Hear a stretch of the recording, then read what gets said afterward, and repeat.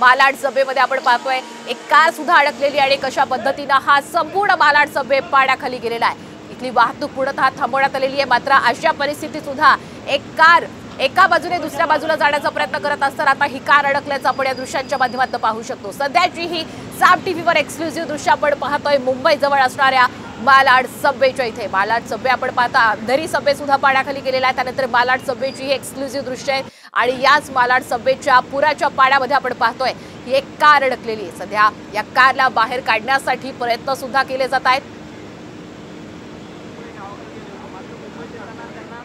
मुंबईच्या उपनगरात मोठ्या प्रमाणात पाऊस झालेला आहे। या समयात मुंबईकरांना सुद्धा त्रास झाला आहे। काल मुंबईमध्ये 300 मिलीमीटरचा पाऊस झालेला आहे असं मला जे माहिती मिळते त्या पद्धतीनं। तरी संपूर्णपणे मुंबईत तुंबलेले आहेत, रस्ते बंद पडले आहेत, ट्रेन्स खोळंबल्या आहेत, ही सगळी अवस्था झालेली आहे। याचा अर्थ असा की मान्सून पूर्व जी तयारी करावयास पाहिजे होती ती दुर्दैवाने झाली नाही किंवा त्यामध्ये त्या कामाचा खेळ खंडोबा झाला असं म्हणलं तरी हरकत नाही आणि त्याच्यातून या जनतेला मोठ्या त्रासाला पुढे जावं लागतं आहे, ही वस्तुस्थिती आहे।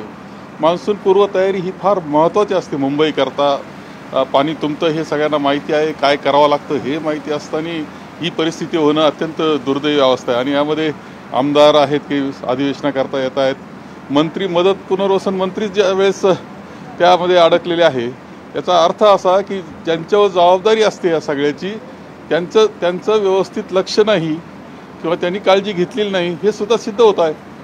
सर, पण वारंवार ह्या समस्यांना मुंबईकरांना तोंड द्यावं लागतंय। आता आपण पाहिलं की काल रात्रभर बरसलेल्या मुसळधार पावसामुळे रेल्वे स्थानकामध्ये देखील प्रचंड मोठ्या प्रमाणात गर्दी झालेली आहे।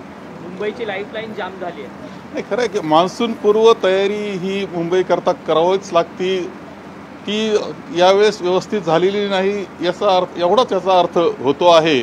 म्हणजे प्रशासन म्हणून जी काळजी घ्यायला पाहिजे, आता खरं जे लोकनियुक्त अशा प्रकारचं जे स्थानिक स्वराज्य संस्थांवर लोकप्रतिनिधी येणं आवश्यक होतं ते टाळण्यात आलं, वर्षानुवर्ष टाळण्यात आलं।